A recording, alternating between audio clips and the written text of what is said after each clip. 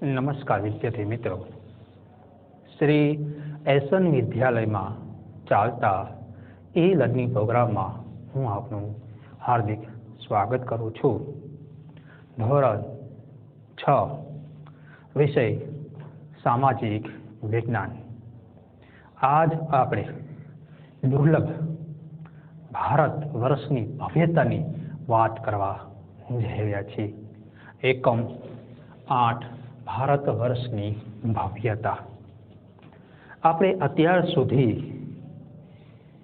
ઇતિહાસનું અધ્યયન કર્યું. ઇતિહાસમાં આવતી વિભિન્ન સંસ્કૃતિઓ, વિભિન્ન સભ્યતાઓ, શાસકો, એમના બાંધકામો, એમનું સમાજ જીવન, એમની આર્થિક પરિસ્થિતિઓનું નિર્માણ કેવી રીતે થયું, રાજકીય, વહીવટી, લોક કલ્યાણના કાર્યો, આ બધા વિશે આપણે ઇતિહાસનું અધ્યયન કર્યું. એના આધારે આપણે નિર્ણય શક્તિ, તર્ક શક્તિ, જ્ઞાન શક્તિઓનો ઉપયોગ કરતા થયા. તો આપણે પાષાણ કાળથી લઈને લગભગ 8મી સદી સુધીના પ્રાચીન ભારતના ઇતિહાસનું આપણે અધ્યયન કર્યું. વિદ્યાર્થી મિત્રો, પાષાણ કાળથી લઈને લગભગ 8મી સદી સુધી પ્રાચીન ભારત ઇતિહાસનું આપણે અધ્યયન કર્યું છે. આપણે કયા યુગથી કેટલામી સદી સુધી ભારતનું અધ્યયન કર્યું ઇતિહાસમાં? તો કે પાષાણ કાળથી લઈને લગભગ 8મી સદી સુધીના પ્રાચીન ભારતના ઇતિહાસનું આપણે અધ્યયન કર્યું છે. વિભિન્ન કાળની સંસ્કૃતિ, તેના શાસકો વિશે આપણે માહિતી મેળવી. વિભિન્ન કાળની સંસ્કૃતિ અને તેના શાસકો વિશે આપણે માહિતી મેળવી. વિદ્યાર્થીઓ મિત્રો, અત્યાર સુધી આપણે કોની માહિતી મેળવી? તો કે વિભિન્ન કાળની સંસ્કૃતિ અને તેના શાસકો વિશેની માહિતી આપણે મેળવી. ભારત એક ઉપખંડ જેટલું મોટું રાષ્ટ્ર છે. ભારત એક ઉપખંડ જેટલું મોટું રાષ્ટ્ર છે. ભારત કેટલું મોટું છે? તો કે ભારત એક ઉપખંડ જેટલું મોટું રાષ્ટ્ર છે. પ્રાચીન કાળથી અનેક જાતિ, પ્રજાતિઓ, સમૂહો આ દેશની સમૃદ્ધિ આકર્ષીને ભારત દેશમાં આવ્યા.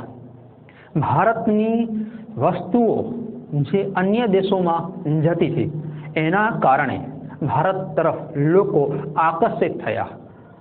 મરી મસાલા, તેજા, રેશમી કાપડ, ગળી, ખાંડ, ગોળ, આ બધી વસ્તુઓ આપણે વિદેશોમાં આપણે સરસ મજાની રીતે નિકાસ કરતા હતા. આ બધી વસ્તુઓની એમના માટે મૂલ્ય અતિવાન હતું અને એના જ કારણે એ લોકો ભારત તરફ આકર્ષાયા. હવે કપાસનું પણ આપણે એ સમયે રેશમ, રૂ, સુતરાઉ કાપડનો નિકાસ કરતા હતા. કાશ્મીરની વસ્તુઓ, ગુજરાતની વસ્તુઓ, બંગાળાની વસ્તુઓ, આ બધી વસ્તુઓ આપણે વિદેશોમાં નિકાસ કરતા હતા અને એના કારણે એ લોકો બહારની સંસ્કૃતિની સભ્યતાને જોતા એ લોકો સમજતા કે ભારતની સંસ્કૃતિ અને સભ્યતા ઘણી આધુનિક છે. એટલે અહીં અભ્યાસ કરવા પણ આવતા.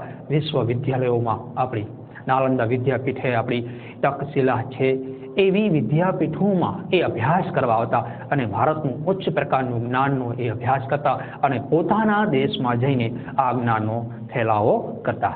એટલે ભારત એ સમયે સોનાની ચીડિયા સમાન ગણી શકાય એવું હતું આપણું ભારત. તો વિદેશી પ્રજાઓ ભારતમાં કઈ કઈ વસ્તુઓ જોઈને ભારત તરફ આકર્ષાઈ અને ભારતમાં આવવા લાગી? તો કે પ્રાચીન કાળથી અનેક જાતિ, પ્રજાતિઓ, સમૂહો દેશની સમૃદ્ધિથી આકર્ષાઈ ભારત દેશમાં આવવા લાગી. મરી મસાલા, રેશમી કાપડ, ગળી, ચા, આ બધી વસ્તુઓને એ લોકોની ખૂબ જરૂરિયાત હતી. એના કારણે ભારતમાં એ લોકો આકર્ષિત થયા અને આવવા લાગ્યા. જેના કારણે ભારતીય સંસ્કૃતિમાં વિવિધતાનો સંગમ રચાયો. બધી સંસ્કૃતિઓનું મિશ્રણ થયું, સંગમ થયો બધી સંસ્કૃતિઓનો. જેમ ત્રિવેણી સંગમ હોય છે, નદીઓનું મિલન થાય છે, એક નદી બીજી નદી ત્રીજી નદી અને ભેગી થઈને એક મોટી નદીનું સંચાર કરે છે. એક ઝરણું બીજું ઝરણું ત્રીજું ઝરણું એમ હજારો ઝરણા ભેગા થઈને એક નદીનું નિર્માણ કરે છે. એમ ભારતીય સંસ્કૃતિનું સર્જન થયું છે. બધા ભેગા થતા ગયા અને ભારતની સંસ્કૃતિની મહાનતા થવા લાગી. જવાહરલાલ નહેરુએ જેને વિવિધતામાં એકતા કહી છે, ભારત એક ખોજ છે એવું વિશ્વને સમજાયું છે, એ જવાહરલાલ નહેરુને આપણે ભારતની મહાન કલા અને સ્થાપત્યને સમાજ સમક્ષ રજૂ કરવામાં આપણે સફળ થયા. ભારતના પ્રથમ વડાપ્રધાન જવાહરલાલ નહેરુ એ ભારતની વિવિધતામાં એકતા કહી છે. ભલે આપણે અલગ અલગ હોય, પહેરવેશ અલગ હોય, ભાષા અલગ હોય, બોલીઓ અલગ હોય, સંસ્કૃતિ અલગ હોય, સભ્યતા અલગ હોય, રહેઠાણો અલગ હોય, મકાનો અલગ હોય, ખોરાક અલગ હોય, પણ છતાં આ બધી વસ્તુઓ આપણી એકતામાં ક્યારેય બાધા બનતી નથી. આપણે એકબીજાની સંસ્કૃતિ અને સભ્યતાઓ, ખોરાકો આપણે સહજતાથી સહેજ રીતે આપણે અપનાવી લઈએ છીએ. તેવા આ મહાન દેશની કલા અને સ્થાપત્ય તથા સમાજ જીવનની આપણને માહિતી મેળવીશું, જેનાથી પ્રાચીન ભારતની પ્રજામાં આ ગૌરવશાળી વારસાની આપણને માહિતી મળી શકે છે. જવાહરલાલ નહેરુ જેને વિવિધતામાં એકતા કહી છે, તેવા આ મહાન દેશની કલા, સ્થાપત્ય તથા સમાજ જીવનની આપણને માહિતી મેળવીશું, જેનાથી ભારતની પ્રજાના ગૌરવશાળી વારસાને આપણે વિશ્વ સમક્ષ પ્રગટ કરી શકશું. જેમ આપણે સ્વામી વિવેકાનંદે ભારતનો વારસો, સંસ્કૃતિ અને સભ્યતાના વખાણો દુનિયા સમક્ષ કર્યા હતા અને લોકોને ભારતની સંસ્કૃતિ તેથી જાગૃત કર્યા હતા કે ભારતની સંસ્કૃતિ અને સભ્યતા કેટલી મહાન છે એ સમજાવ્યું. એવી જ રીતે આજે પણ આપણે એનો અભ્યાસ કરીને વિશ્વ સમક્ષ આ બધી વસ્તુઓ રજૂ કરીશું. તો એમાં પહેલું જોવા જઈએ પ્રાચીન ભારત અને ખેતી. તો કે ખેતીની શરૂઆત પ્રાચીન ભારતમાં થઈ હતી એવું માનીને આપણે ચાલી રહ્યા છીએ. આપણા દૈનિક જીવનની મોટા ભાગની વસ્તુઓ ખોરાક માટે અને ખોરાક ઉપર આધારિત આપણી ખેત પેદાશોમાંથી મળે છે. તો કે એ સમયે ખેતીની શરૂઆત ભારતમાં થઈ હતી એવું આપણે માનીને ચાલવી કે વિશ્વ સમક્ષ કે ખોરાકની શોધો થતી રહી છે. એટલે સૌથી વધુ ધાન્ય ઉગાડતો ખેતી પ્રધાન દેશ તરીકે આપણા દેશને ઓળખવામાં આવે છે. આપણા દૈનિક જીવનની મોટા ભાગની ખોરાક માટે તેમજ વપરાશની વસ્તુઓ આપણા ખેત પેદાશોમાંથી આપણને મળે છે. સવારમાં દૂધ ચા માટે, ચા એ પણ ખેતરોમાં, ખાંડ એના માટે, શેરડી પહેરવા માટે કપડાં તો એ પણ કપાસમાંથી, ખોરાક, રોટલી, અનાજ, દાળ ભાત, શાક, આ બધું જ વસ્તુ આપણને પ્રત્યક્ષ નહીં તો પરોક્ષ રીતે આપણે ખેતી ઉપર આધારિત છીએ.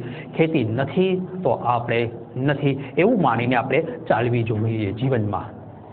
તો કે ખેતીની શરૂઆત પ્રાચીન ભારતમાં થઈ તો તે સમયમાં પણ ખેતી માટે વિવિધ ઓજારો અને સિંચાઈ માટેની વ્યવસ્થા ભારતમાં કરવામાં આવી.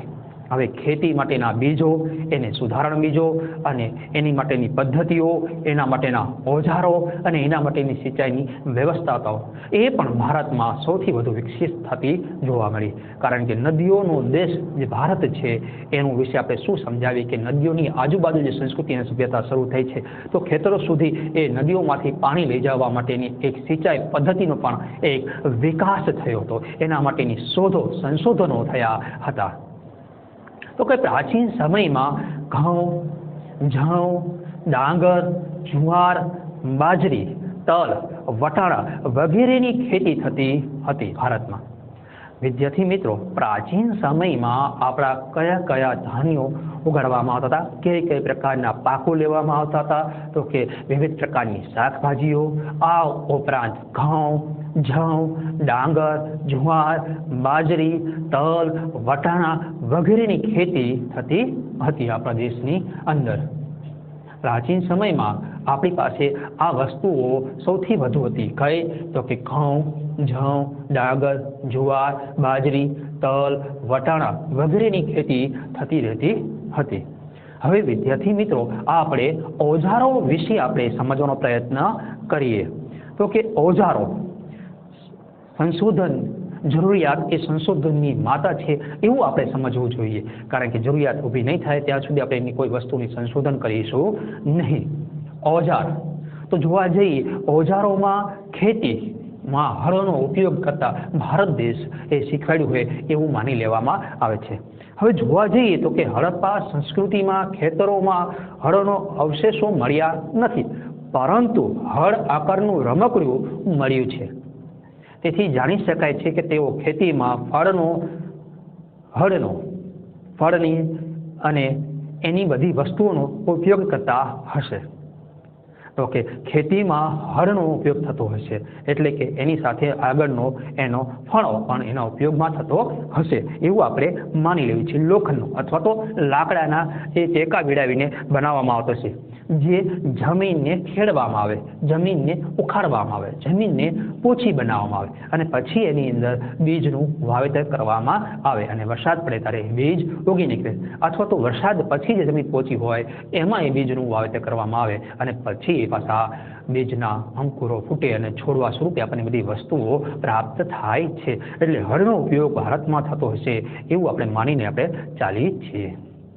તો કે આશરે 2500 વર્ષ પહેલાના સમયથી ખેતી માટે લોખંડના સાધનો ઉપયોગ વધતો જતો હતો, કારણ કે એ વસ્તુઓ તૂટતી ઓછી. માની લો કે લાકડાનું હળ છે તો એ વારંવાર ભાંગી જાય, તૂટી જાય, તો એની જગ્યાએ લોખંડનું હોય તો એ વસ્તુઓ ભાંગે, તૂટે ઓછી, તો એ સામે ટકાઉ અને મજબૂત વસ્તુઓનો ઉપયોગ થઈ શકે છે. તો આમ જોવા જઈએ તો કે આશરે 2500 વર્ષ પહેલા સમયમાં જે ખેતીના સમયમાં લોખંડનો સાધનો ઉપયોગ થતો, હવે એની અંદર જોવા જઈએ તો કે તેમાં જંગલોને સાફ કરવા માટે કુહાડીઓ, લાકડા કાપવા માટે સૂકા, હળનો ફણાનો સમાવેશ થાય છે. આ ઉપરાંત દાતરડું કુહાડીથી આપણે પરિચિત થયા હતા. વિદ્યાર્થી મિત્રો, જો તમને ઓજારોથી પૂછવામાં આવે ભારતના ભાગ્ય વર્ષની અંદર તો તમને 2 માર્ક્સમાં પૂછાઈ શકે.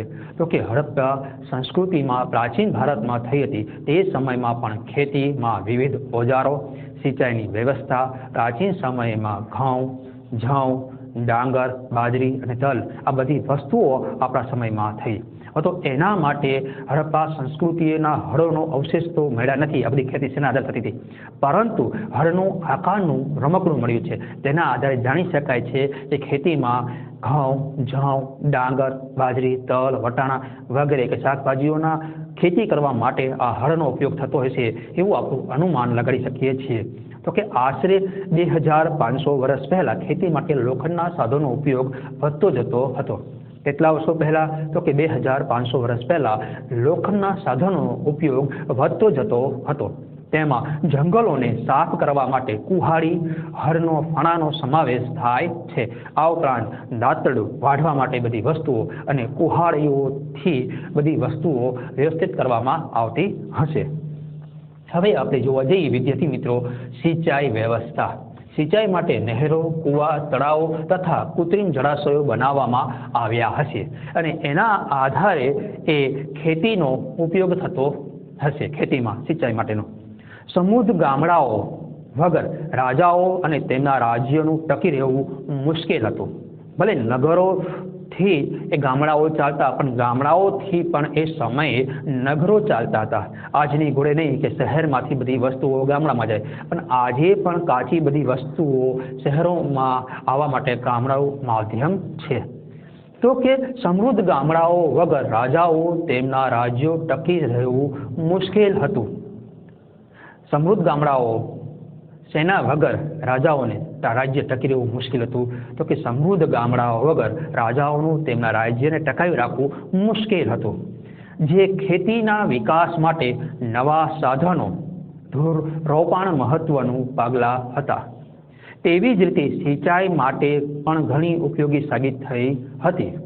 આ સમયે સિંચાઈ માટે નહેરોમાંથી એક પ્રકારની ખસેડી ગાળીને પાણી લાવવું અથવા તો કુવાઓમાંથી પાણી કોષ દ્વારા બહાર કાઢો. એક મોટું ચામડું હોય, એને નીચે મૂકવામાં આવે, એને ભરવામાં આવે અને આ પાછું ખેંચવામાં આવે એટલે પાણી એ ધોરિયા દ્વારા ખેતરો સુધી પહોંચાડી શકાય. આ ઉપરાંત તળાવોમાંથી પણ પાણી કાઢવામાં આવતું હતું. આ ઉપરાંત પાણીનો સંગ્રહ કરવા માટે કૃત્રિમ જળાશયોનું પણ નિર્માણ કરવામાં આવતું હતું. કે આપણે જેમ ચેકડેમ બનાવીએ છીએ, આજ ડેમો બનાવીએ છીએ, જળાશયનો સંગ્રહ કરીએ છીએ, એવી જ રીતે આ બધી વસ્તુઓનો પણ આપણે સંગ્રહ કરતા હતા. હવે પ્રાચીન ભારત અને ગ્રામીણ જીવન એમની વિશે આપણે અભ્યાસ કરવાનો છે. મોટા જમીનદારો, નાના ખેડૂતો અને જમીન વિહોણો વિશે આપણે માહિતી મેળવીશું. ઉત્તર ભારત અને દક્ષિણ ભારતમાં ગ્રામીણ જીવનમાં આ પ્રમાણે હતું. ભારતના ઉત્તર ભાગના ગામના વડો ગામ ભોજક કહેવાતો. સામાન્ય રીતે એક જ પરિવારના લોકો આ પદ પર પેઢીઓ સુધી રહેતા. આ પદ વંશ પરંપરાગત હતું. ગ્રામ ભોજક મોટા ભાગે ગામનો સૌથી મોટો જમીન માલિક ગણાતો. આ જમીન માલિક એ જમીન વગરના ભાડુએ જમીનો આપતો અથવા તો ઉધડ જમીનો ખેડવા માટે આપતો. રાજાઓ પણ ગામડાઓના કરવેરા ઉઘરાવવાનું કાર્ય આમને સોંપવામાં આવતું. તે કાયદા અને વ્યવસ્થાની સ્થિતિ પણ સંભાળતા હતા એવું આપણે માનીએ. તો કે ગ્રામીણ જીવનની અંદર જોવા જઈએ તો કે એમાં 3 ભાગ પાડવામાં આવ્યા હતા કે મોટા જમીનદારો, નાના ખેડૂતો અને જમીન વિહોણા એટલે કે દાસ એટલે કે મજૂરો. તો આ આપણા પ્રાચીન ભારતના ગ્રામીણ જીવનનું શરૂઆતના પાસાઓ.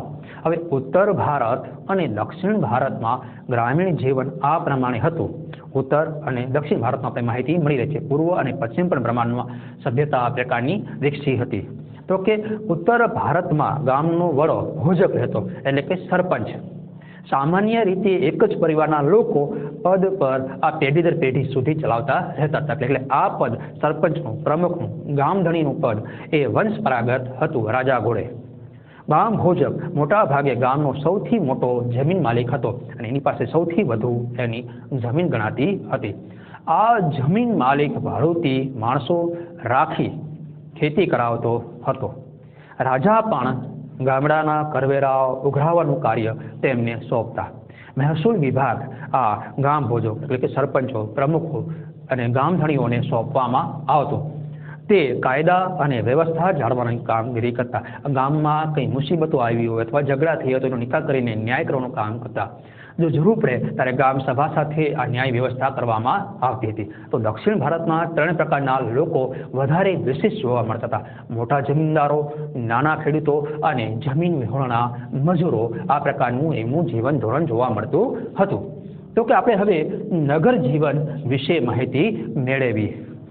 નગર જીવન મોટા ભાગના શહેરો આશરે 2500 વર્ષ પહેલા મહાજન પદોની રાજધાની હતી. મોટી એ રાજધાનીઓ વિકાસ થયો હતો. નગર જીવનની અંદર ઘણા શહેરોમાંથી વલયકૂપ પ્રાપ્ત થયા છે, જેવા કૂવા તરીકે ઓળખાય છે. મોટા ઘર હોય એની આગળ કૂવો, પાણી જરૂરિયાત માટે કૂવો ખોદવામાં આવતો. હવે આ વલય કૂવા શૌચાલય, નીક અથવા કચરા પેટી અથવા માટે ઉપયોગમાં લેવાતા હશે. કૂવાઓ ગાળવામાં આવતા છે અથવા તો ઘરનું પાણી જે વપરાઈ ગયેલું છે એ પાણી કૂવામાં ઠલવવામાં આવતું અને એ ધીમે ધીમે પાણી પાછું જમીનમાં ઉતારવામાં આવતું. એ પણ પદ્ધતિ આપણે માન્ય રાખવી જોઈએ. અથવા તો નીક અથવા તો કચરા પેટી તરીકે એ કૂવાનો ઉપયોગ કરતા છે કે એમાં નાખીને પછી એ લોકો દૂરી દેતા છે અને વળી પાછું એનું ખાતર તરીકે એનો ઉપયોગ કરતા છે. એ પણ સમજવું જરૂરી છે. હવે ગ્રામીણ અને નગરોના લોકોના ખોરાકમાં ઘઉં, જવ આ બધી વસ્તુઓનો ઉપયોગ થતો હતો. દૂધ, દહીં, ઘી, ફળફળાદી, માછલીનો પણ સમાવેશ થતો હતો. સામાન્ય રીતે નગર જીવન અને ગામ લોકોના ખોરાકમાં મોટો કોઈ તફાવત જોવા મળતો નથી. એમના ખોરાકમાં ઘઉં, જવ, ચોખા, દૂધ, દહીં, ઘી, ફળફળાદી, માછલીનો ઉપયોગ થતો હતો. હવે માછલીઓ દરિયા કિનારા વિસ્તારના લોકો વધારે ઉપયોગ કરતા હતા. અંદરના વિસ્તારના લોકો ઓછો ઉપયોગ કરતા હતા. જે દરિયાથી દૂર હતા એ માછલીનો ઓછો ઉપયોગ કરતા હતા. પુરુષો અને સ્ત્રીઓ સામાન્ય રીતે 2 વસ્ત્રો પહેરતા. શરીરના નીચેના ભાગનું વસ્ત્ર નીવી અને ઉપરના ભાગનું વસ્ત્ર વાસ કહેવામાં આવતું. ક્યારેક ઉપરના વસ્ત્રો પર દુપટ્ટો એટલે કે અધિક વાસ નાખવામાં આવતો અને લપેટવામાં આવતો. તો કે આ હતું નગર જીવન આપણું.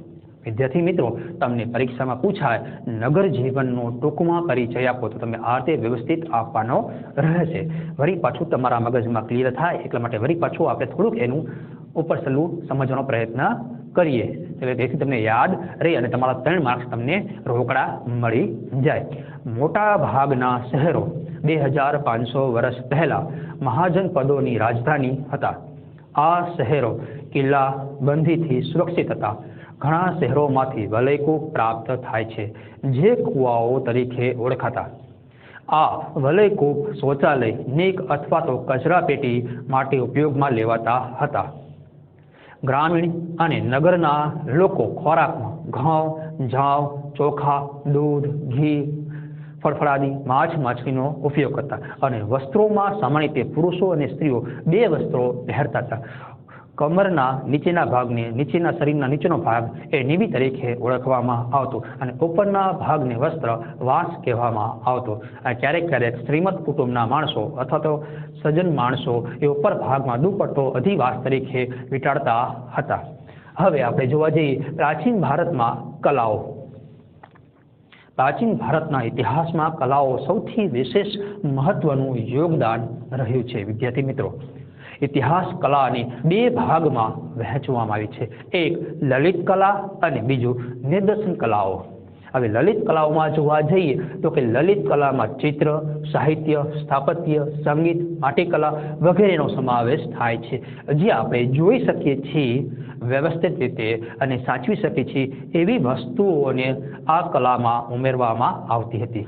જ્યારે નિદર્શન કલાઓ બતાવવામાં આવતી એને નૃત્ય અને નાટકોનો સમાવેશ કરવામાં આવતો, જેને આપણે એકવાર સાચવી શકતા નથી. એકવાર ભજાઈ ગયું નાટક પછી પૂરું, નૃત્ય એકવાર થઈ ગયું પછી પૂરું, જ્યારે પછી બીજી વાર નૃત્ય કરે ત્યારે થાય. પણ એ નૃત્યનો સીન આપણા મગજમાં વળી પાછો એવી ને એવી રીતે ઉતારી શકતા નથી. પણ એકવાર ચિત્ર જે દોરે ગયેલું છે પછી એમને સાચવી રાખો, જેટલી વાર જોવો એની જ પરિસ્થિતિમાં આપણને જોવા મળે છે. એટલે કે લલિત કલા માટેનું આ 2 વસ્તુઓ છે. એક સાચવી શકાય અને એક ન સાચવી શકાય લાંબા ગાળા માટે એવી. એટલે એની જ વસ્તુ વળી પાછી રિપીટ કરી શકાય છે નિદર્શન કલામાં, પણ લલિત કલામાં એની વસ્તુ પડી રહે છે. સમજાઈ ગયું? લલિત કલા અને નિદર્શન કલામાં લલિત કલામાં ચિત્ર, સાહિત્ય, સ્થાપત્ય, સંગીત, માટીકલા વગેરેનો સમાવેશ થાય છે, જ્યારે નિદર્શન કલામાં નૃત્ય અને નાટકોનો સમાવેશ થાય છે. આપણે આ બાબતો વગેરે વિશે વિચારવું જોઈએ. ભારતમાં સાહિત્યનો વારસો આપણે સમજવા જઈએ તો કે ભારતમાં ભારતીય સાહિત્ય ધાર્મિક, ધર્માંતર અને વિદેશી મુસાફરોનો વર્ણનો એમ 3 ભાગમાં વહેંચાયેલું છે. હવે એ 3 ભાગોમાંથી આપણે પહેલું ધાર્મિક સાહિત્ય વિશે આપણે આજે સમજવાનું છે. ભારતમાં જે સાહિત્યનો વારસો છે એની અંદર ભારતીય સાહિત્યમાં ધાર્મિક, ધર્માંતર અને વિદેશી મુસાફરોના વર્ણનો એ 3 ભાગોમાં વહેંચાયેલું છે અને એની અંદર આપણે ધાર્મિક સાહિત્યનો આપણે અભ્યાસ કરવાનો છે. હવે ધાર્મિક સાહિત્યોની અંદર વેદોની સંખ્યા 4, ઋગ્વેદ, અજુર્વેદ, સામવેદ અને અથર્વવેદ છે. બૌદ્ધ અને જૈન ધર્મોના મહાન ગ્રંથોમાંથી પણ આપણને એ સમયનું સમાજ જીવન અને ધર્મની માહિતીઓ મળી રહે છે. તો આ ધર્મ સાહિત્યનો વારસો પણ આપણે સમજવો ખૂબ જરૂરી છે. વિદ્યાર્થી મિત્રો, તો કે ધાર્મિક સાહિત્ય એટલે કોઈ મિત્ર તમારું કોઈ સારું બેસ્ટ હોય તો કે સર્વશ્રેષ્ઠ એ પુસ્તકો છે, સર્વશ્રેષ્ઠ ગ્રંથો છે, ધર્મ ગ્રંથો છે જે આપણું બેસ્ટ જીવન બનાવવાનો પ્રયત્ન કરે છે. ઉદાહરણ તરીકે જોઈએ તો કે રામાયણ. હવે રામાયણમાંથી સર્વશ્રેષ્ઠ શું વસ્તુ બની શકે છે તો કે સર્વશ્રેષ્ઠ વિદ્યાર્થી, સર્વશ્રેષ્ઠ પુત્ર, સર્વશ્રેષ્ઠ પિતા, સર્વશ્રેષ્ઠ મિત્ર. આ બધા ઉત્તમ પાત્ર રામાયણમાં રામે ભજવ્યા હતા, એ આપણી સમક્ષ ભજવવામાં આવે છે. સર્વશ્રેષ્ઠ ભાઈઓ, રામ, લક્ષ્મણ જેવા ભાઈઓ, એ પણ આપણે સમજવાના જોઈએ. એ ઉપરાંત આપણે મહાભારતમાં જોઈએ કે ઘરમાં એટલે કે અંદર કુલે ઝઘડાઓ શરૂ થાય તો શું થાય છે, કુટુંબનો વિનાશ થાય છે. ત્યારે એક તરફ સ્નેહ અને પ્રેમ હોય તો કુટુંબનો કેવો વિકાસ થાય છે, કેવી આપત્તિઓમાંથી બચી શકવી છે, એ બધું વસ્તુ આપણને સાહિત્ય શીખવાડે છે. ઘણીવાર દંતકથાઓમાંથી પણ આપણને ઘણી બધી વસ્તુઓ જાણવા મળે છે. નાટકોમાંથી પણ આપણે ઘણી બધી વસ્તુઓ સમજવી જાણવી ખૂબ જરૂરી છે, જેના આધારે આપણે ઘણી બધી વસ્તુઓ આપણા સમક્ષ પ્રગટ થતી હોય છે. તો કે ધાર્મિક સાહિત્યમાં ભારતના સૌથી પ્રાચીન ધાર્મિક સાહિત્યોમાં વેદોનો સમાવેશ કરવામાં આવે છે. એ વેદોની સંખ્યા આપણી પાસે 4 છે. પહેલું ઋગ્વેદ, અજુર્વેદ, સામવેદ અને અથર્વવેદોને છે. હવે આ 4 વેદોને સમજવા માટે બ્રાહ્મણ ગ્રંથો પણ આરણ્યોની રચના કરવામાં આવી, કારણ કે 4 વેદો સમજવા ખૂબ જ અઘરા છે. આ 4 વેદો સમજી જાય છે એ મહાપંડિત બની જાય છે, અને એના માટે સમજવા માટે બ્રાહ્મણ ગ્રંથો અને આરણ્યોની રચના કરવામાં આવી, જેમાં સતપથ બ્રાહ્મણ્ય, ગોપથ બ્રાહ્મણ અને બૃહદારણ્યક સૌથી અગત્યના ગણાવી શકાય છે. અને સમજવા માટેના કયા તળે સમજવા માટે છે તો કે સતપથ બ્રાહ્મણ, ગોપથ બ્રાહ્મણ અને બૃહદારણ્યક સૌથી અગત્યના ગણાવી શકાય છે. આ સિવાય રામાયણ અને મહાભારત એ બંને મહાકાવ્યો પ્રાચીન ભારતીય સમાજ, સંસ્કૃતિ અને ધર્મનો ત્રિવેણી સંગમ ગણવામાં આવે છે. વ્યાસ રચિત ભારતની અંદર મહાભારત પ્રારંભમાં જય સંહિતાથી ઓળખાતું હતું, જે વિકસતું જતા 1,00,000 શ્લોકનું મહાભારત થયું. તે જ રીતે વાલ્મીકી રચિત રામાયણ ભગવાન શ્રી રામ કથા પણ એક આદર્શ સમાજ જીવન, નૈતિક ધોરણનું ચિત્રણ થયેલું છે. 108 જેટલા ઉપનિષદો ભારતીય ચિંતનના મહામૂલ્ય ગ્રંથો છે.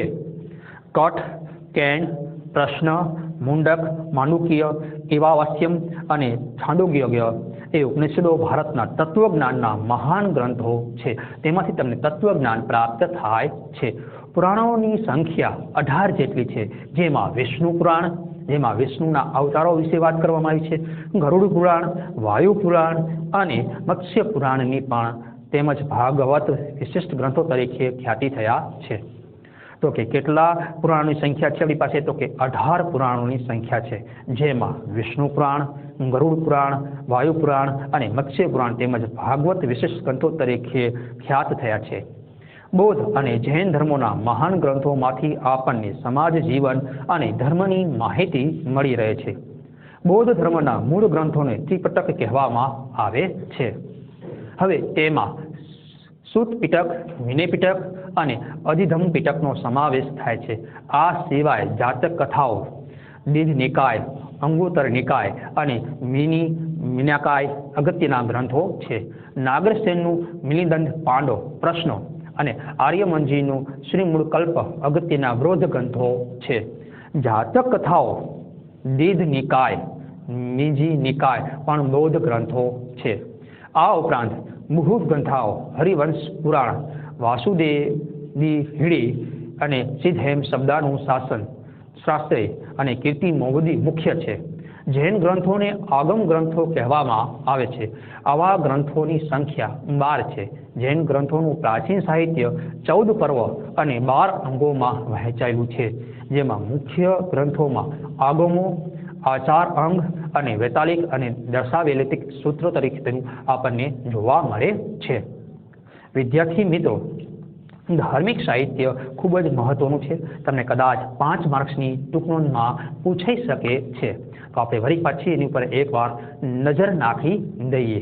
તો કે ભારતના સૌથી પ્રાચીન સાહિત્યોમાં વેદોનો સમાવેશ થાય છે. હવે કયા વેદો? તો કે 4 વેદો. કયા? તો કે ઋગ્વેદ, અજુર્વેદ, સામવેદ, અથર્વવેદ વેદોની સંખ્યા થાય છે.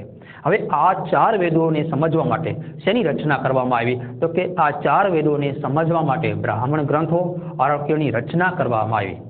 હવે એમાં સૌથી મહત્વના મુખ્ય અગત્યના કયા છે? તો કે એમાં સતપથ બ્રાહ્મણ, ગોપથ બ્રાહ્મણ અને બૃહદારણ્યક સૌથી અગત્યના ગણાવી શકાય છે. આ સિવાય કયા 2 મહાગ્રંથો આપણને જીવનના પાસાને સમજાવવાનો પ્રયત્ન કરે છે? તો કે આ સિવાયમાં જોવા જઈએ તો કે રામાયણ અને મહાભારત આ બંને મહાકાવ્યો પ્રાચીન ભારતીય સમાજની સંસ્કૃતિ અને ધર્મનું ત્રિવેણી સંગમ છે.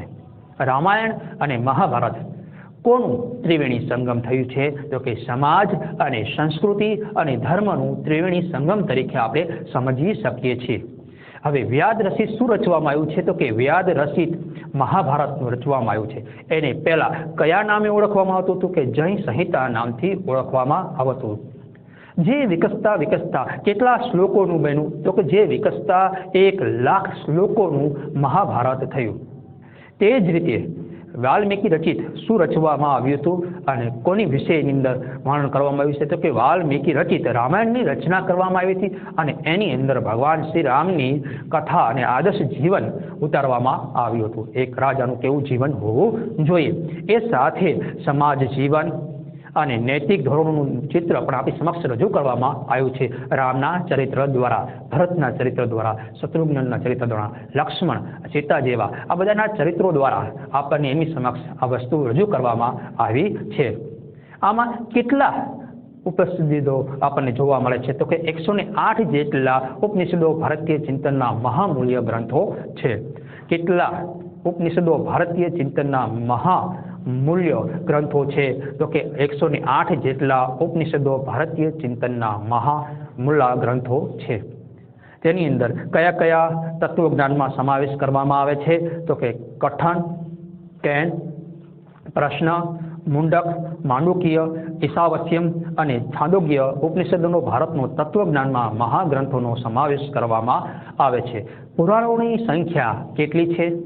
તો કે પુરાણોની સંખ્યા 18 જેટલી છે. હવે એમાં કયા કયા મહત્વના છે?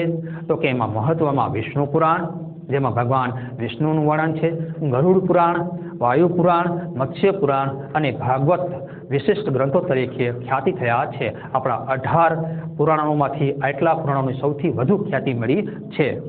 હવે સૌથી વધુ જોવા જઈએ તો કે બૌદ્ધ અને જૈન ધર્મોના પણ મહાન ગ્રંથો આપણી પાસે જોવા મળે છે. કારણ કે આપણો હિન્દુ ધર્મ પછી ભારતમાં બૌદ્ધ ધર્મ અને જૈન ધર્મનો પ્રચાર થયો હતો કે એનું પણ સાહિત્ય આપણી પાસે જોવા મળે છે પ્રાચીન સમયથી.